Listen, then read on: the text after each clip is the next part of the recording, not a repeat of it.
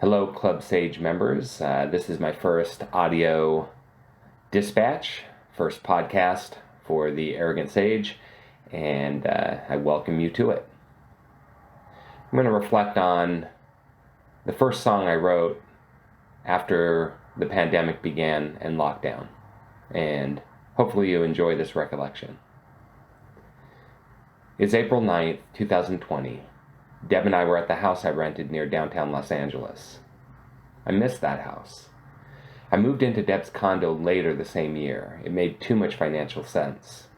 The house was old and beat up, but downtown is more interesting than Canyon Country. Little Tokyo, the downtown library, the arts district, the fashion district. Canyon Country is nice. It's clean, it's safe, and I love hiking around here for sure. So no complaints. But culturally, from an art standpoint, it's a bit soulless. Safe, soulless, and stucco.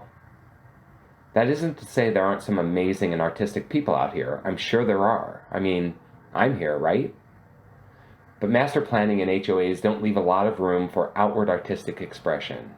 And there are few places where live and original music happens. Granted, we've been in a pandemic, but that was the case in Santa Clarita before this too. Back to the story, back to April 9th. There was a pretty good rainstorm going. That fact actually helped me find the exact date I wrote this song. I look back at the date I started the Google document where I put the lyrics. That was April 10th. And upon reviewing the weather history, I see that it was raining through the night of the 9th, but stopped noon the next day. I did a search and I found an email from April 13th where I mentioned writing the song on the prior Thursday. Once again, that was April 9th. Deb and I were sitting on the bed, and we were smoking some pot. I hope that doesn't shock anyone. Deb worries about people knowing she smokes pot in the evening. I don't. I keep telling her she's an adult woman, and she's responsible. She could do what she wants. No need to flaunt it or anything, but no need to guard against what others think. What others think is their business, and mostly, I would guess they don't think about what we do at all. We weren't a month into the pandemic lockdowns. Deb had lost a first cousin right at the beginning of the pandemic due to an acute respiratory ailment. It was pretty shocking, as we had spent some time with he and his wife a little more than a week before he died. She would lose another first cousin toward the end of 2020. Deb left her job in dentistry at the start of the pandemic, and we had started training her on web design, graphic design, and furthering her photography. Skills she's done amazing with. She's understandably fearful of COVID. 2 direct family deaths, blood-related, can do that. And who knows, maybe there's a genetic predisposition she needs to worry about. So her fear and the rainy night had us talking about how odd it was to be in this new experience, a pandemic and a lockdown. I was, and I am, far less fearful. I'm not interested in contracting COVID, and I take normal precautions. But because I've worked from home for most of the last 25 years, I feel I've been social distancing for a long time. Most of this feels normal to me. If I can hike and play and record some music, things are okay. I mean, I miss playing with my band, and we're starting to play out again, but at that time, on April 9th, and through most of the pandemic, I've been zen about everything. Anyways, we're sitting on the bed, and we had turned on our LED light to a deep red hue, and we're taking a few hits. And I started strumming a simple E minor riff. Let me show it to you.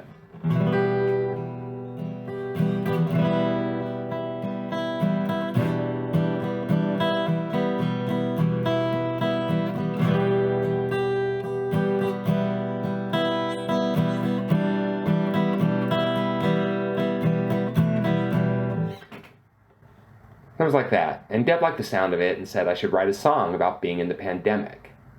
I told her that writing a song on command is challenging, and I need to kind of get in a headspace, that if I'm writing a song, I'm not talking to her, I'm not interacting. It's kind of a solitary venture. She handed me my pad of paper, and she said, write it. She can be demanding about stuff like this. And so, really, the first line was me joking. But after I'd written it, I knew it would stay in the song. So I'm going to go through the song and how I wrote it.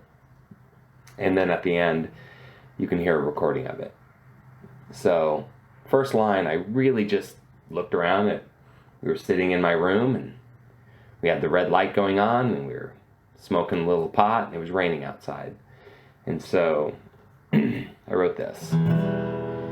In the red lit room, smoking some dope, my girl and I are visiting, she's giving me hope.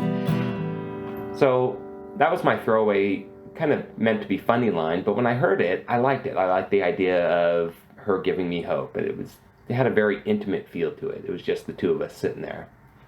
And so looking outside, and we could hear the rain, and from that house in downtown, you could always hear faraway sounds of the city. And so, but really what you mostly heard on this night was the rain. And so I said, the next line went, the city is silent, though she weeps and she moans. The sound of the rain ain't all that's keeping us home. And then the chorus, so much I wanna do, so much I wanna say. Will you let me take your cares away? And so I knew once I had that line and the chorus in place that I was going to finish the song that night. It just kind of happened. And so one of the things we talked about was, you know, if I'm writing a song about the pandemic and I'm going to mention some of the elements we're dealing with, I don't like when somebody writes a song, you know, I've heard some songs where people just talk about COVID and the pandemic and lockdown or whatever the case may be, and I don't like to be that plain spoken. I'd rather just make inferences to things and let that color the lyrics. And so the next line, I just, we were kind of reflecting on a lot about her fear and feeling like it was kind of the zombie apocalypse, as it were. And so I wrote this line, this chorus, or this verse. There's a specter on the street, a demon in your head. What's known and what is not drives the sleep from the bed. But I got you and we've got time. Is this sin or redemption? I can't make up my mind. So much I wanna do, so much I wanna say. Will you let me take your cares away?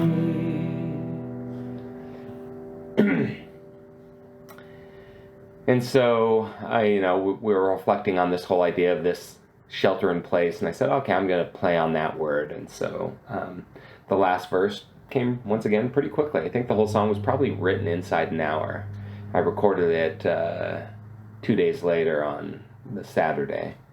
But the last verse says, is it shelter that you see, shelter that you like, the shelter of your lover's arms, the shelter of your past? The uncertainty of life meets the certainty of death, till these moments that we share are all that we have left. So much I wanna do, so much I wanna say. Will you let me take your cares away?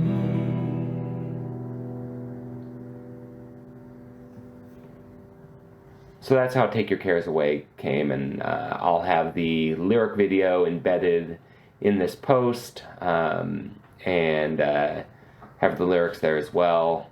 Hope you enjoyed this little audio dispatch. Would love it if you left a comment, what you think of the lyrics, what you think of the song, what you think of the audio dispatch, and thank you so much for taking the time to listen. I consider that an honor. Thank you so much. See ya.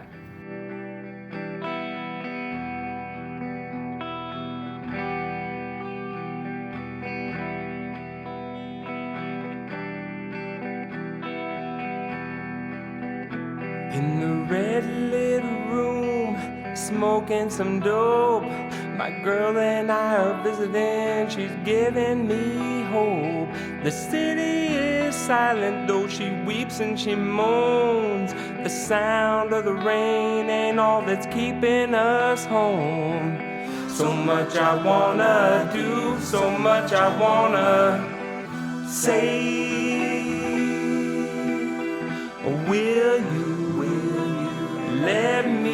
take your cares away.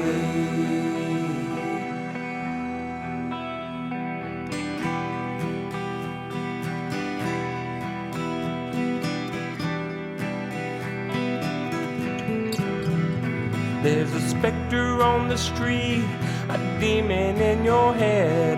What's known and what is not drives the sleep from your bed.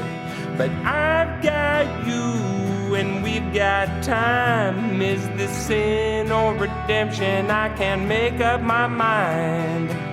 So much I wanna do, so much I wanna say.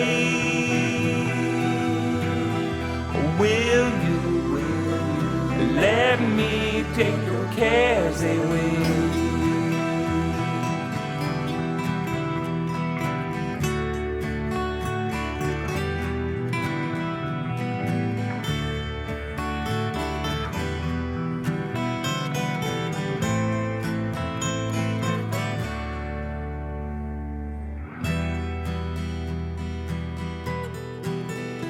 Is it shelter that you seek?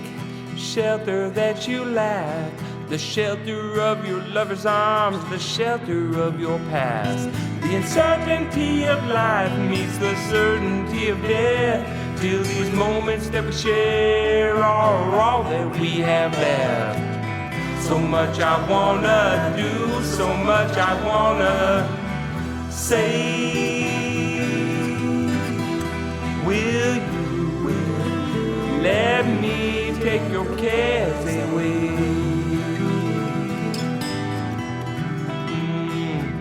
So much I wanna do, so much I wanna say.